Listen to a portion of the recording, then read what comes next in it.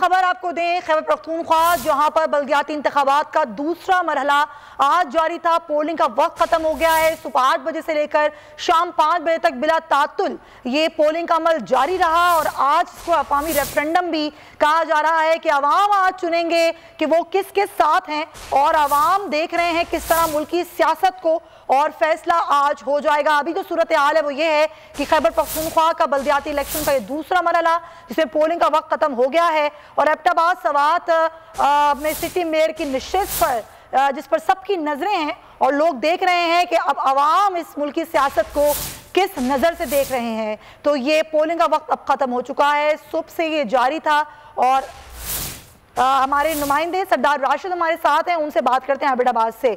सरदार राशिद बताइएगा कैसी रही आज की पोलिंग, टर्न आउट कैसा देखने में आया?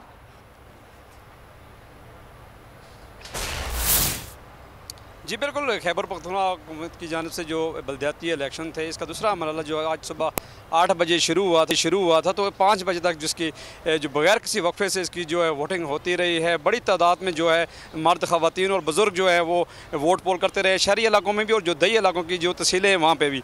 तो अभी जो पोलिंग का जो सिलसिला है वो रुक चुका है क्योंकि 5 बज चुके हैं और जो पोलिंग स्टेशन के अंदर जो लोग हैं वो वोट पोल कर सकते हैं। इसके बाद जो है वो गिनती का वक्त शुरू हो जाएगा और उसके रिज़ल्ट इसके आएंगे। ताहम मैं आपको ये भी बताता चलूँ कि एबटाबाद में जो है मुस्लिम लीग नून और पाकिस्तान तहरीक इंसाफ और एक आज़ाद उम्मीदवार है जिनका जो सख्त मुकाबला देखने को मिलेगा। इसके साथ साथ अगर मैं बात करूँ तहसील दौर तनावल की तो वहाँ पे भी PTI और मुस्लिम लीग नून और एक आज़ाद उम्मीदवार का मुकाबला देखने में है। जो इस तरह अगर हवेलियाँ की बात की जाए तो आज़ाद उम्मीदवार और पाकिस्तान तहरीक इंसाफ और मुस्लिम लीग नून का ये मुकाबला है, जबकि तहसील दौरा की अगर बात की जाए तो मुस्लिम लीग नून और पाकिस्तान तहरीक इंसाफ के उम्मीदवार का जो मुकाबला है वो कांटेदार होगा। जी ठीक है सरदार अरशद, अब हमारे साथ रहिएगा और आप जिस तरह से हमें बता रहे हैं कि पोलिंग का अमल सुबह 8 से शाम 5 बजे तक बिला तातुल ये जारी रहा।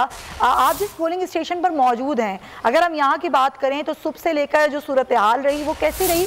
और इस तरीके से आपने बताया कि ख़वातीन भी आई यहाँ पर पोलिंग के अमल में हिस्सा लेने के लिए, तो लोगों से जो बातचीत आपकी हुई उसमें आपको क्या नज़र आया? लोग किस तरफ ज़्यादा झुकाव महसूस कर रहे थे?